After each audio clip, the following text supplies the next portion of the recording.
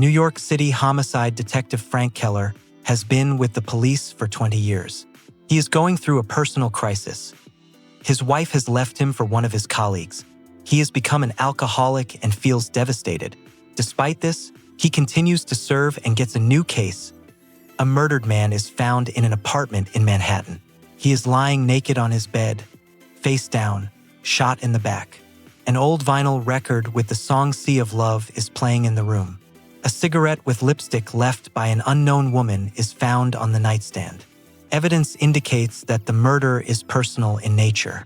Among the deceased's belongings is also a newspaper with an ad for dating in the Lonely Hearts column. A similar murder occurs sometime later in Queens.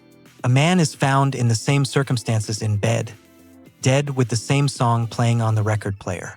Both victims placed rhyming ads in the newspaper through which they met women.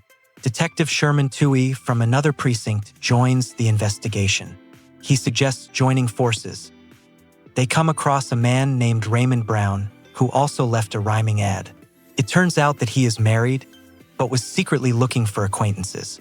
He claims that he threw away all the letters, did not meet anyone, and did not do this anymore.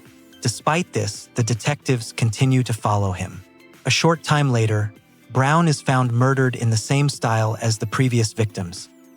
Frank decides to organize a trap. He himself places a rhyming ad in the newspaper and arranges meetings with women who respond. In a restaurant, he dines with them one by one, and his partner Sherman pretends to be a waiter and secretly collects glasses to take fingerprints. This plan allows you to collect samples from several suspects. At one of the meetings, a woman named Helen Kruger appears. She comes to the restaurant but does not drink and leaves, so it is not possible to get her fingerprints. Frank pays attention to her. After a while, he meets her again by chance in a supermarket. This time, their acquaintance continues, and Helen shows more interest. Frank begins dating her. Helen owns an expensive shoe store, lives in abundance, and looks like a wealthy woman. Frank does not tell her that he is a policeman. Their relationship gradually develops. Despite Sherman's warnings, Frank invites her to his home. During intimacy, he finds a gun in her purse and becomes wary.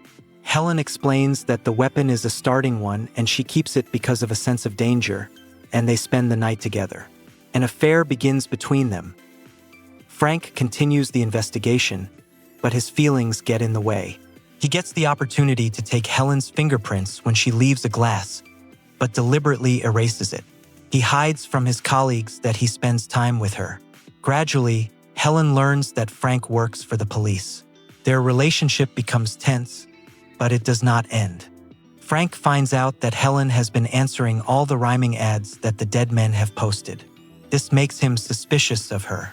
He asks her directly about it, but Helen will not admit anything. She refuses to explain her actions. Frank tells her to leave. At this point, the real killer enters the apartment. It turns out to be Helen's ex-husband, Terry. He stalks her and eliminates all the men she meets.